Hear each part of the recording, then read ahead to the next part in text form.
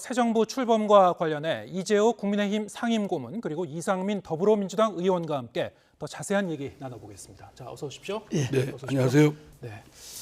자, 오늘 취임식 보셨죠? 예. 네, 취임사 내용을 보면 자유라는 단어가 굉장히 좀 많이 강조가 됐는데 예. 상당히 좀 특징적이었던 것 같습니다. 어떻게 보셨습니까?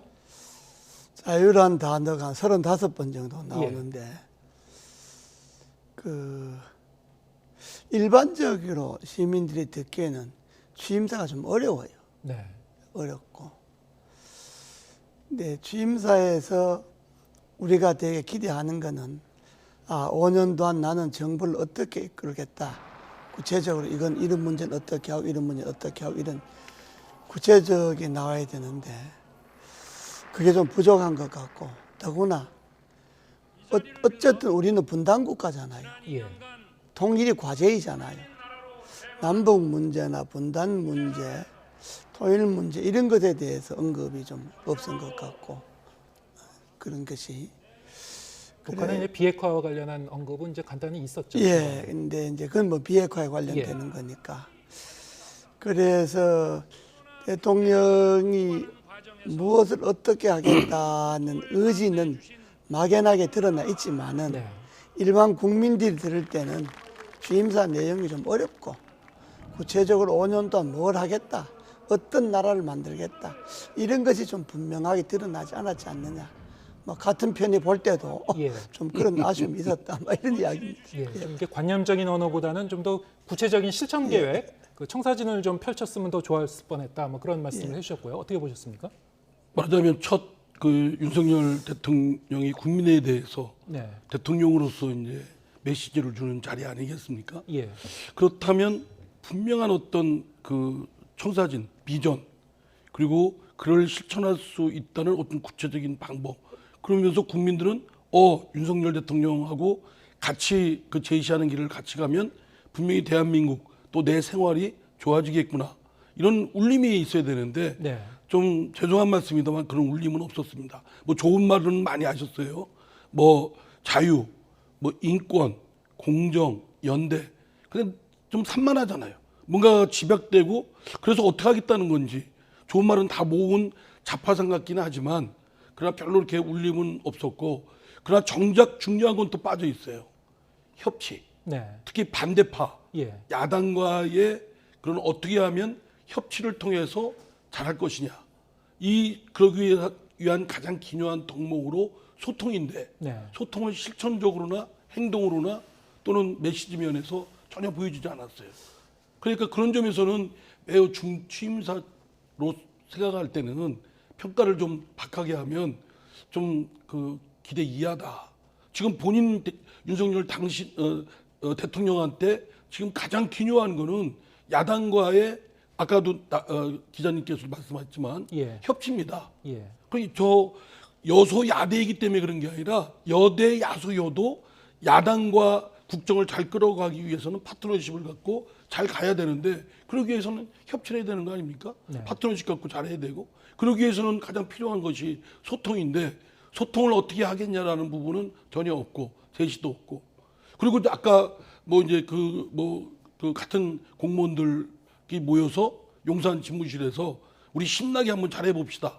그런데 그렇게 몇몇 사람들끼리 자기네끼리 신나게 해봅시다 다짐을 해도 야당과 협치가 안 되면 아무 소용이 없어요. 어느 정권이든. 그러니까 그거는 역대 정권이 계속 해왔던 시행착오이기 때문에 지금쯤이면 좀 깨달아야 되는데 별로 그렇게 그에 대한 인식이나 깨달음이 좀 없는 것 같아요. 네, 보통 이제 취임식 첫날 하면은 어쨌든 새 정부와 새 대통령에 대한 좀 기대감을 갖고 이제 바라보게 되는데요. 두 분 첫 질문에 대해서 이제 두 분 다 좀 약간 아쉬운 점을 좀 지적해 주셨습니다. 그러나 원체 우리가 취임식 저렇게 크게 하는 거 오랜만에 보잖아요. 예. 오랜만에 하는 거 보니까 좀 의미가 있죠. 의미가 있기는 한데 우리가 국내외적으로 처해진 상황이 안으로는 코로나에다가 물가 올라가죠. 여러 가지 어려운 상황이고 밖으로도 우리가 그렇게 녹록지 않고 국제관계도 또 북한과의 관계도 그렇게 썩 좋은 관객심 아니지 않습니까? 북한이 계속 핵실험하고 뭐 예. 이런 국면이기 때문에 그리고 처음부터 마스크를 아직도 써야 되는 이 판에 저렇게 5만 명 가까운 사람들을 국회 의사당에 모아놓고 꼭 저렇게 그 보이기 위한 취임식을 해야 하느냐. 예. 막 같은 편이지만은 계속 주장하는 거지만은 뭐 국회 본회의장 안에서 여야 국회의원들 앞에서 진솔하게 네. 앞으로 5년 동안 난 이런 정치하겠다. 도와달라. 국회의원 여러분도 도와달라. 그러고 내가 구상하는 정부는 이런 거다. 내가 5년 동안에 반드시 달성하고 오늘 임기를 마칠 수 있는 과제는 이런 거다. 이런 걸 좀 진솔하게 이야기하고 국민들 앞에 좀 그렇게 했으면 상당히 국민들에게 울림이 있었지 않느냐. 저렇게 성대하고 거창하게 하는 취임식보다가 예. 그렇게 내실이 있었으면 오히려 국민들에게 윤석열 정부가 뭘 하려고 하는구나, 나라를 어떻게 끌고 가려고 하는구나 하는 메시지를 확실하게 전달하지 않았겠느냐. 예. 이제 국민이 기대하는 것은 예. 좀 더 진솔하고 그렇죠. 소박하고 뭐 그런 모습이다. 그렇게 저런 그 행사를 위한 행사 이런 예. 거는 지금 국내외 상황에 봤을 때 예. 그렇게 국민들에게 울림이 없지 않느냐.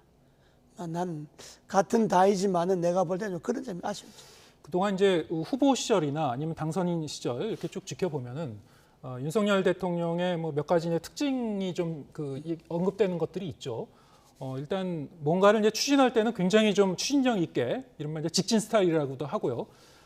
다른 한편에서는 좀 뭐랄까요, 좀 소탈한 그런 그 측면도 있고 뭐 근데 장단점이 있는데요. 대통령은요 예. 최고의 그 정치인이어야 됩니다. 네. 정치를 잘해야 됩니다. 정치력이 뛰어나야 되고 정치력이 뛰어나려면 어떻게 하겠어요? 이해관계가 다르고 입장 다르고 신념 체계 다른 사람들하고 맞닥뜨려서 어떤 공통점을 찾아내는 거거든요. 예. 접점을 찾아내고 참고 들어주고 또 어떤 건 내가 그 양보를 어떤 점을 얻어내기 위해서 어떤 점을 제시를 하고 이런 거를 해야 되는데 그냥 제가 볼 때는 대통령이라는 자리를 그냥 어떤 직책을 맡고 있는 과장, 국장, 네. 뭐 일개 부처의 그런 직업적 공무원의 자리로 생각을 하는 것 같아요. 예. 다른 거 다 소용없습니다. 정치를 잘해야 되고 반대파를 어떻게 하면 그들에게 조금이라도 좀 연성화시키고 지금 더구나 48대 47 아닙니까? 지난 대선의 지지 격차가 48대 47이고 그 양쪽의 진영의 지지자들은 극도로 그 양쪽으로 나눠져 있습니다. 예. 아주 팽팽하게. 그래서 사실은 윤석열 싫어서 이재명 찍고 이재명 싫어서 윤석열 찍고 이런 상황이에요. 네. 이거를 어떻게든지 좀 소프트화하고 연성화시키려면 무진 노력을 해야 되는데 그 노력은 반대의 생각을 갖고 있는 또 반대 지지자들 쪽에 마음을 얻는 노력을 해야죠. 그게 우선적으로 해야 될 일인데 지금 대선 끝나고 그런 어떤 행동을 한 게 하나도 없고 그리고 대통령 된 오늘 취임사에서도 그런 부분이 언급이 안 돼 있기 때문에 예. 윤석열 대통령이 그에 대한 인식이 안 돼 있고 그 부분 국정을 잘 끌고 가겠다는 절박함이 좀 현실 인식이 안 돼 있다. 이런 점에서 저는 충원을 좀 하고 싶습니다. 예, 바로 이제 이런 부분이요. 그렇습니다. 예. 윤석열 대통령이 좀 이게 소통 측면에서 예. 좀 아쉬운 점이 있다. 이런 부분은 계속 지적이 되었고 지금 말씀하셨듯이 그렇습니다. 오늘 취임사를 예. 보면은 2개월 전 당선 직후에 한 인사말에서는 이제 국민 통합의 정치를 하라는 국민의 명령을 결코 잊지 않겠다 이렇게 발언을 했었는데 오늘 연설문에는 이제 이 통합이라든가 소통 이런 단어가 이제 좀 찾아보기가 그러니까요. 어려워요. 자, 이게 뭐 우연일까요? 아니면 그거는 본인의 이제 속내가 좀 나는 드러난 걸까요? 취임사를 뭐 물론 본인이 대통령 네. 본인이 뭐 마지막 손질하고 직접 많이 이제 수정을 다듬었겠지만은 했다고 하더라고요. 네. 하지만은 그러나 취임사에서 지금 현재 우리나라가 처해져 있는 난국을 어떻게 극복할 것이냐가 예. 나오려면 현재 여야가 어떻게 대치되고 있느냐를 정확하게 인식해야 되잖아요. 예. 그러면 협치라든지 소통이라든지 공생이라든지 공존이라든지 상생이라든지 이런 말들이 좀 더 들어가야 되는데 그게 오히려 통합이란 말들이 더 들어가야 되는데 네. 통합이란 말이 들어가야 할 자리에 다 자유를 채웠기 때문에 예. 자유라는 단어는 35번 아니라 350번을 쓴다고 해서 자유가 주어지는 게 아니고 자유는 정책 속에 녹아 들어가야 되고 예. 우리들이 생활 속에 녹아 들어야 되고 국민들이 삶 속에서 자유가 녹아 들어가야 하는 것이 자유가 뭐 낱말로 구호로 많이 쓴다고 자유가 되는 건 아니잖아요. 네. 그렇기 때문에 좀 아쉬웠던 점은 지금 우리가 제일 중요한 건 분열과 갈등을 해소하는 길이잖아요. 네. 나는 5년 동안 지금 국민에게 만연된 이 국가에 만연된 분열과 갈등을 어떻게 해소하겠다. 그러기 위해서는 야당과 어떻게 공존하고 협치하고 공생하고 막 이런 것들이 좀 더 구체화되었으면 국민들이 진짜 47대 48표로 아슬아슬하게 정권이 주고받았지만은 앞으로 5년간은 정말로 나라가 하나가 되는 그런 길을 걸을 수 있겠구나 하는 희망을 줘야 되는데 오늘 취임사로 봐서는 여야가 하나가 되어서 앞으로 5년도 안에 나라를 어떻게 변화 발전시키겠다 하는 것에 대한 기대는 좀 부족하지 않느냐 그렇게 볼 수가 있죠. 예, 알겠습니다. 자, 뭐 앞으로 이제 5년 동안 어떻게 이제 이 국정을 펼쳐나갈지 지금 상황을 보면은 뭐 여러 가지로 뭐 위기 상황이라는 말이 이제 많이 나오고 있고요. 그냥 위기가 아니고 그냥 다층적 위기다 뭐 이런 얘기가 나올 정도로 국내외 여러 가지 이제 산적한 문제들이 많이 있죠. 뭐 당장 이제 북한의 이제 무력 도발이 더 추가로 이제 발생할 걸로 이제 예상이 되고 있고 또 뭐 검찰 이제 수사권 이 분리 문제도 사실은 이제 완료된 게 아니에요. 앞으로 이제 또 여야 간에 계속 이제 협의할 문제들이 좀 많이 남아 있지 않습니까? 뭐 부동산 문제도 이제 풀어가야 되고. 자, 여러 가지 이제 이 남마처럼 얽힌 문제 어떻게 풀어가야 될까요? 국내에 산적한 문제는요. 네. 장밋빛보다는 회색빛이 더 진하죠. 예. 남북 문제만 해도 북한이 지금 뭐 핵실험 그 위험까지 지금 예상되고 있죠. 추가 핵실험이. 이미 우리가 예상을 하고 예. 있지 않았습니까? 그런데 자유라고 하는 것이 우리 진영, 소위 말하면 자유민주주의 진영, 뭐 미국이나 일본이나 우리나 뭐 이런 소위 자유민주주의를 표방하는 진영에 있어서는 자유가 강조되지만은 그걸 거꾸로 보면 북한이나 러시아나 중국과는 완전히 대결을 강화하는 것처럼 보이잖아요. 네. 그쪽은 완전히 우리가 반자유 진영이니까 자유란 말을 저걸 잘못 오해를 하면 이거 완전히 신냉전 체제로 돌아가는 거구나. 예. 이렇게 이게 생각될 수도 있는 거거든요. 그러니까 우리 진영만 강조하는 거니까 자유라는 것을 잘못 쓰게 되면. 예. 그렇기 때문에 이번에 지금 나라가 안고 있는 문제가 결국은 지금 우크라이나 전쟁을 두고 중국과 러시아와 북한이 한 편 먹고 나머지 미국과 유럽이 한 편 먹잖아요. 이 가운데 우리나라가 어떤 스탠스를 취해야 번영도 하고 변화도 하고 또 이 자유진영 국가들을 공존할 수 있을 것인가 이런 것들을 두루두루 봤을 때 그런 국제관계에 대한 철학 예. 제시 예. 이런 것이 좀 부족한 건 사실이죠. 그냥 자유만 강조했지 거기에 따르는 이 다양화된 다극화된 국제관계를 내가 취임 5년 동안 어떻게 변화하고 대한민국이 이 어려운 가운데서 어떻게 중심이 되겠다. 이런 것들이 좀 취임사에서 외교 부분에 부족한 점이 있고요. 제가 볼 때는. 예. 그래서 뭐 우리가 취임사에서 좋은 점만 이야기하면 그 뭐 국민들이 다 느낄 거니까. 그러나 우리가 기대했던 것 같은 같은 편 사람들도 좀 기대하는 게 있지 않습니까? 예. 이게 진짜 정권도 바뀌었고 이제 나라가 5년 동안 어떻게 윤석열 대통령 시대에 막 구체적으로 어떻게 좀 되겠구나. 이런 기대감이 좀 충족시켜줘야 되는데 그런 것은 좀 부족했지 않느냐. 그런 점은 있고. 그러나 취임식을 또 저렇게 거창하고 성대하게 한 거는 그동안에 못했던 거니까 네. 한번 신명풀이 한번 하는 거죠. 예. 그건 또 그런 점에서는 또 그런 대로 또 괜찮은 점도 있는데 제가 보기에는 좀 구체적으로 5년 동안 나라를 어떻게 이끌겠다 이런 내용보다는 네. 너무 개념적이고 추상적인 그런 원론적인 어려운 말들이 너무 많았지 않느냐 이렇게 볼 수가 있죠. 말씀을 좀 이어서 조금 예. 덧보태면 지금 그 우리에게 놓여 있는 여러 가지 경제 안보적 여러 사회적 위기가 뭐 소위 2007년 그 금융위기 이후 최악의 여러 가지 상황이라지 않습니까? 그렇습니다. 고금리, 고물가, 예. 고환율 그리고 그 소위 원자재를 포함한 공급망에 상당한 지금 타격을 입고 교란을 입고 있습니다. 예. 뭐 수출하고 싶어도 수출을 못합니다. 원자재가 없어서. 그리고 지금 미중 간의 패권이 굉장히 격화되고 있고 또 한반도에 북한 또한 미사일 도발이나 핵 실험 같은 것을 감행할 상황이고 예. 그러면 사실은 균형 외교 우리 국익을 위해서 여러 점점을 잘 접점을 찾아서 해야 되는데 그냥 한미동맹 강화 또는 자유 이 당연한 말씀이지만 그것이 너무 과잉으로 되니까 자칫 이념성 또는 성향 정치적 성향성을 너무 좀 쫓는 거 아니냐라는 한편의 우려도 있다는 말씀드립니다. 예. 조금 더 민생에 가깝게 예. 먹고 사는 문제, 사람들의 삶의 문제와 관련된 문제를 조금 비전과 그런 전략적인 방법을 제시했으면 네. 더 좋았지 않았을까 싶습니다. 네.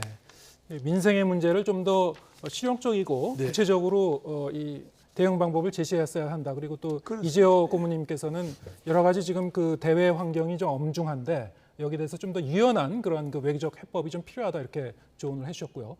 자, 지금 그런가 하면 이제 다음 달 당장 이제 지방선거가 예. 다가오고 있는데, 자, 이 새 정부 출범 직후에 이제 열리는 그런 그 시점인데요.